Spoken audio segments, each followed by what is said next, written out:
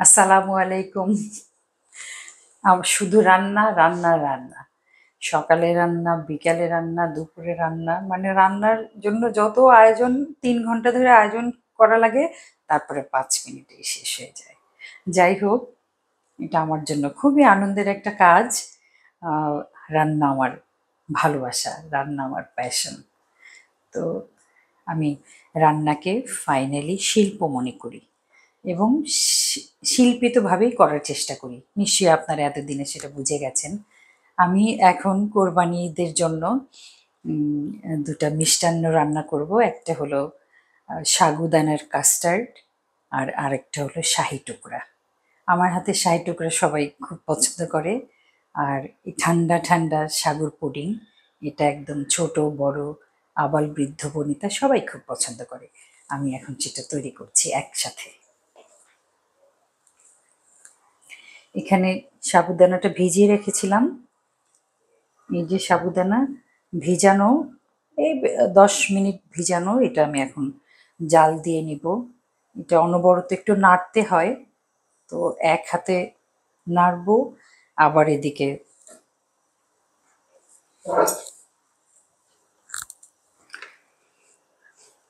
একটুখানি সয়াবিন তেলের সাথে একটু ঘি মিলাচ্ছি। পুরাটা ঘি দেওয়া খরচেরও ব্যাপার, স্বাস্থ্যগত ব্যাপার তো আছেই। যাই হোক, আমি এটা মনে হয় এটা পাউরুটিটা সাইডটা কেটে এরকম যার যেরকম ইচ্ছা একদম সোজা করেও কাটা যায়, একটু মোটামুটি একটা আয়ত্তের মধ্যে। অনেক বড় টুকরা হলে অনেকে অনেক সময় অনেক বড় টুকরা খেতে চায় না। তো সেখানে আহ, আমি এরকম তেরসা করে কেটে নিয়েছি যাতে অনেক বেশি না হয়। এতটুকু একটা টুকরা একজন ইজিলি খেতে পারে। তো এটা আমি ভেজে নিচ্ছি। একটু মোটামুটি অল্প আছে মচমচে করে ভেজে নিতে হবে। একটু মনে রাখতে হবে অনুক্রমটা, যে কোনটা আমি আগে দিলাম কোনটা পরে দিলাম। বেশি ভাজাও হবে না, আবার একদম মানে অল্প ভাজাও হবে না, নরম থাকবে না, আবার একদম কালো হয়ে যাবে না। কালো হলে তো জিনিসটা সুন্দর লাগবে না। পোড়ানো তো অবশ্যই যাবে না। রান্না বাড়ায় হাত কাটা, তরকারি পোড়ানো, নুন বেশি দেওয়া নিষিদ্ধ। একটা মানে যদি সচেতনভাবে রান্না করা যায়, তাহলেই সেটা, আমি এটা মনে করি না যে আমার দায়িত্ব একদম সবাইকে রান্না করে খাওয়া, আবার সেটা একদম খুব খুব পারফেক্ট হওয়া, এটা এটা এইভাবে মনে করি না। একটা সময় কিন্তু ছিল আমাদের দেশের, অথবা এখনো আছে, খুবই দুঃখের বিষয়। এগুলো বলতেও ভালো লাগে না যে কোনো ভুলভাল হলে, ভাত নরম হয়ে গেলে হাজবেন্ড মারে। এটা এটা আসলে খুবই মানে যারা খুব ছোট লোক তারাই অন্যায় হলে মারধর করে। এটা খুব অন্যায়। কিন্তু আমি মনে করি যে আমি যখন রান্না করব, অন্যরা যখন খাবে, তখন এটা আমার একটা নৈতিক দায়িত্ব যাতে সব কিছু ঠিকঠাক মতো হয়। তো আমি এটা ভেজে নিচ্ছি। আর একটু ভাজা হবে অবশ্যই। একটু ক্রমাগত একটু উল্টাতে থাকি যাতে কোনো একটা দিক বেশি ভাজা না হয়ে যায়। আমার সাগুটা সিদ্ধ হয়ে গেছে। আমি এটা সাগুর যে লালাটা ওইটা আমি ফেলে দিব। এটা ফেলে দিব আর এটা ছেঁকে নিচ্ছি।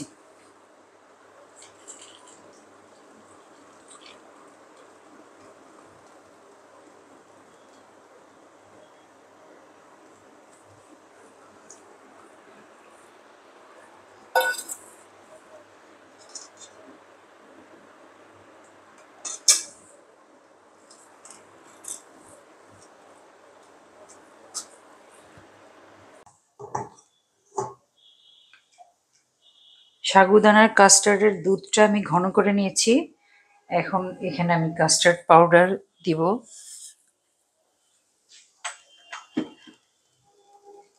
কাস্টার্ড পাউডারটা গুলে নেই। চিনিটা পরে, চিনি এটাতে আমি খুব কম দিই, কারণ কলা দিব, আপেল দিব, খেজুর, সব কিছুতেই যে মিষ্টি আছে সেটা দিয়েই আল্লাহর রহমে মিষ্টিটা হয়ে যাবে। দুধের তো একটা নিজস্ব মিষ্টি আছে। এটা কিন্তু ঘন দুধ। এটা প্রায় 1 লিটার দুধকে হাফ লিটারের মতো বানানো হয়েছে। এটা এখন দিয়ে নেড়ে নিব। শাহী টুকরাতে দেওয়ার জন্য, মানে সাজানোর জন্য, এবং অবশ্যই একটুখানি সুগন্ধ জাফরান দিয়ে নিচ্ছি। আমার খুবই পছন্দ জাফরান অথবা স্যাফরন। এটা নর্মাল দুধ তো, এটা আমি একটুখানি ওভেনে 30 সেকেন্ড দিয়ে নিব, তখন রং বের হবে। আমার কাস্টার্ডের দুধটা রেডি হয়ে গেছে। কাস্টার্ড পাউডারে একটা খুব সুন্দর একটা সুগন্ধ থাকে। আমার ধারণা কর্নফ্লাওয়ারের মধ্যেই সেই সুগন্ধটা আর একটু রং দেয়, তারপরে সেটা হয়ে যায় কাস্টার্ড পাউডার। আমার ধারণা, আমি জানি না এরকম কিছু হবে।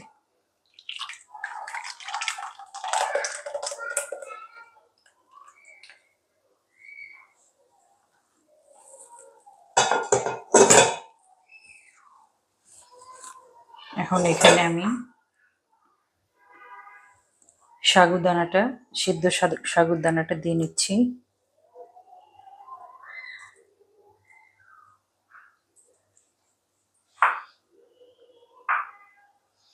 এটা অনেক বেশি মিশাতে হবে এরকম কোনো ব্যাপার না, মিশে যাবে। এটা একটা ডাবল ক্রিম, এটা দিচ্ছি। এটাতে একটা মল্টেড একটা স্বাদ আসে। এটা ছাড়াও কাস্টার্ড হয়, কিন্তু ওইটাতে আসলে কাস্টার্ডে একটা, মানে শুধু কাস্টার্ড পাউডারের একটা ব্যাপার থাকে। কিন্তু এই যখন এই ক্রিমটা দিব তখন একটা খুবই লোভনীয় একটা স্বাদ, আমি আসলে বর্ণনা দিতে পারছি না, এরকম হয়, যেটা খুবই ভালো লাগে। আমার পরিবারের সবাই খুব পছন্দ করে।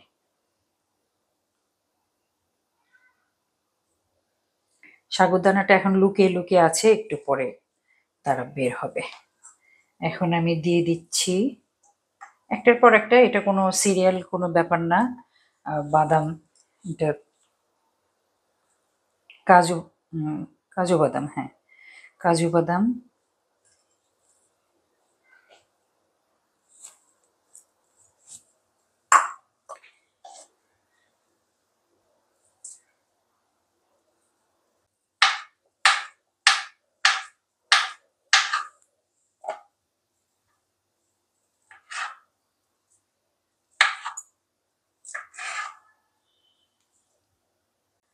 কলাগুলো কেটেছি কিছু।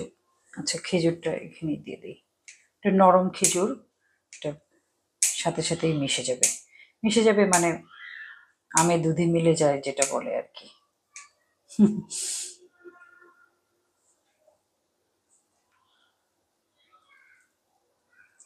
এটা দিলাম। এখন আমি কলাটা, আমার এই দুধটা কিন্তু ঠান্ডা হয়েছে মোটামুটি। কলা দিলাম, খেজুর দিলাম, এখানে ডালিম অল্প কিছু আগে ভিতরে দিব, পরে আমি যদি মিক্সড করার জন্য দরকার পড়ে তখন।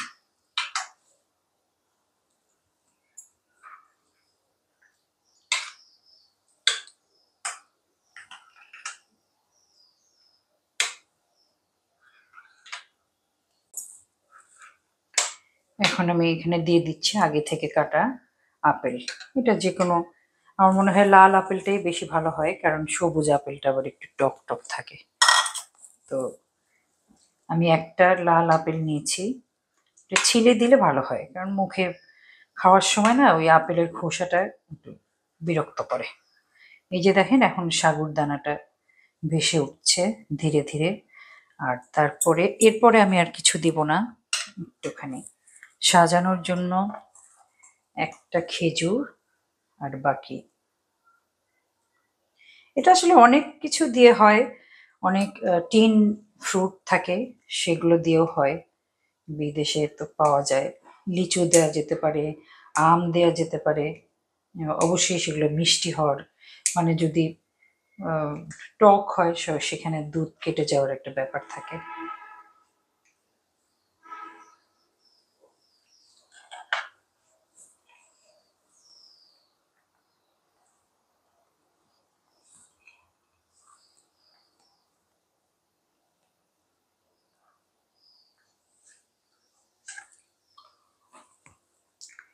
তৈরি হয়ে গেল সাগুদানার কাস্টার্ড, ফ্রুট কাস্টার্ড।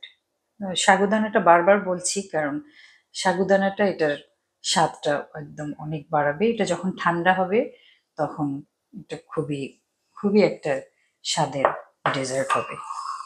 এটা একদম অল্প বানালাম কারণ ঈদের টেবিলে অনেক রকম কিছু থাকবে। তো আজকে আমি এরপরে বানাচ্ছি শাহী টুকরা। আমি এবার শাহী টুকরার দুধটা রেডি করে নিচ্ছি। এটা ঘন ঘন দুধ, বেশ অনেকটাই ঘন, আর এটার মধ্যে 2-3 চামচ চিনি দেয়া আছে। এখানেও আমি বেশি চিনি ব্যবহার করব না। এটাতে আমি সাদা কর্নফ্লাওয়ার দিচ্ছি কারণ শাহী টুকরাতে একটা শাহী শাহী একটা ঘিয়ের গন্ধ থাকবে। আমি যেহেতু পাউরুটিটা ঘি দিয়ে ভাজলাম, তো সেখানে আর কাস্টার্ড পাউডারের গন্ধটা এখানে মানাবে না। এটা 2 চামচ আন্দাজ, 2 চামচ অথবা এই চামচের 4 চামচের 3 চামচ আন্দাজ কর্নফ্লাওয়ার দিলাম। এটা এখন জাল হবে, জাল হয়ে ঘন হয়ে আসলে মোটামুটি তারপরে আমি ক্রিম দিব, তারপরে বাকিটা দেখাচ্ছি। শাহী টুকরার পাউরুটিটা সাজিয়ে নিচ্ছি। এটা বাদামটা সাথে সাথেই দিতে হবে কারণ পরে আর সরিয়ে সরিয়ে বাদাম দেওয়া সম্ভব না।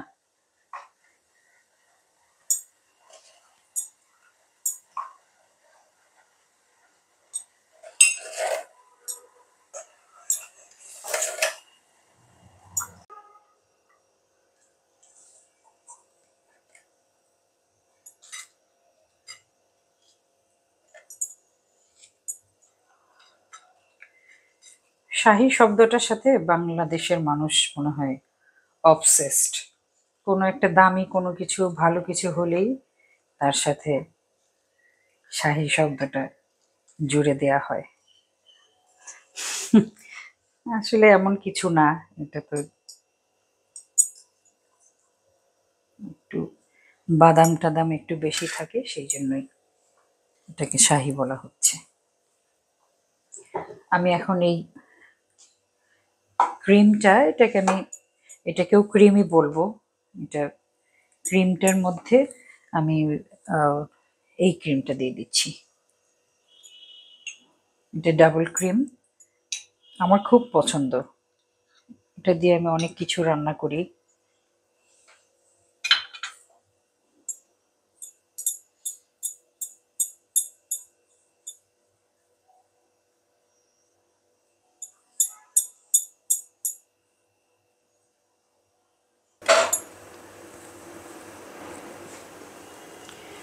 বিসমিল্লাহ।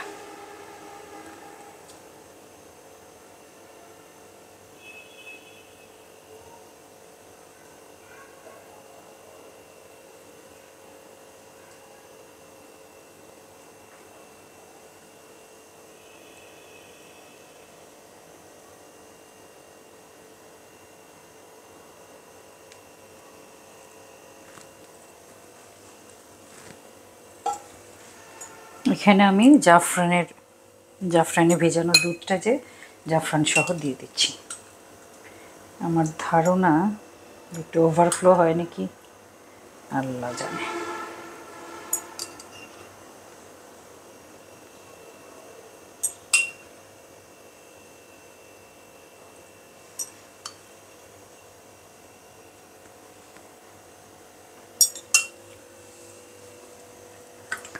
বাদাম তো সব দিয়ে দিলাম, বাদাম দেখা যাচ্ছে না কেন? এটা আমি একটুখানি পরে সামান্য একটুখানি এরকম তুলে তুলে সারা গায়ে মাখিয়ে দেব।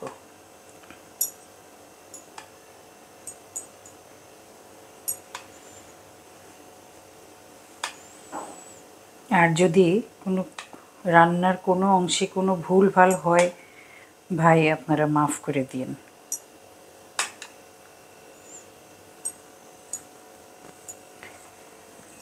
আর যেন ভুল না হয়, একটি ভুলে কাঁদে দুটি হৃদয়।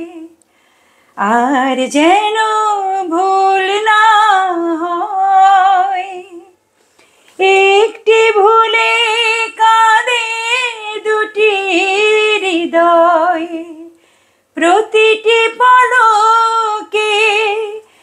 দেখো চোখে চোখে কখনো আসে না যেন হারাবার ভয়, আর যেন ভুল না হয়, ভুল না হয়। একটা গল্প বলি।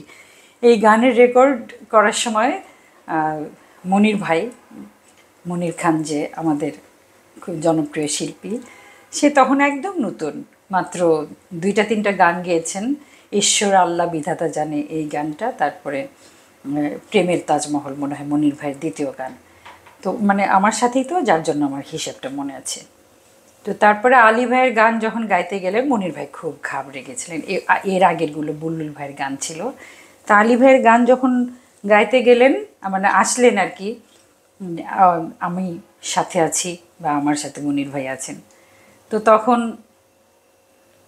ওই যে একটা আর যেন ভুল না হয়, এরপরে একটা মাত্রা গুনে ভুল না হয়, 1 2 3 4 5 ভুল না হয়, ওই 1 2 3 4 5 ওইটুকু জায়গা মনির ভাই বারবার ভুল করছিলেন। আসলে ভুল হওয়ার কথা না, উনি তো অলরেডি তখনই অনেক জনপ্রিয় শিল্পী, কিন্তু বারবারই আর যেন ভুল না হয়, ভুল না হয়, অফ থেকে ধরা তো, তো যার জন্য ওনার একটুখানি ভয়ে, আলী ভাইয়ের ভয়ে, মানে নতুন মানুষ তো নার্ভাস হয়ে গেছিলেন। তো এরপরে আমার মেয়ে ছিল সেই রেকর্ডিংয়ে, ফারিয়া, ছোট ফারিয়া। তো ফারিয়া একদিন দেখি বাসায় গান গাচ্ছে, আর যেন ভুল না হয়, 1 2 3 4 5 ভুল না হয়। আমি বললাম যে এইটা কি? বলে মা ওই আঙ্কেলটা তো এরকম যখন গাচ্ছিল তখন আলাউদ্দিন আঙ্কেল বলতেছিল না ভিতর থেকে 1 2 3 4 5 ভুল না হয়, ওই জিনিসটার মুখস্থ হয়ে গেছে। তা আমি যখন এই গানটা যখনই গুনগুন করি তখনই আমার ওই 1 2 3 4 5 এটা মনে হয়। আসলে এত গল্প, 40 বছরের ক্যারিয়ারের জীবনে প্রায় 3500-এর উপরে ছবির গান গেয়েছি, অনেক গল্প, এবং খুব সত্যি কথা যে অনেক গল্পই আমার মনে আছে। পর্যায়ক্রমে আমি আপনাদের সাথে সেগুলো শেয়ার করব। আপনারা অনেক বেশি বলেন মিলু ভাইয়ের স্মৃতিচারণ করতে।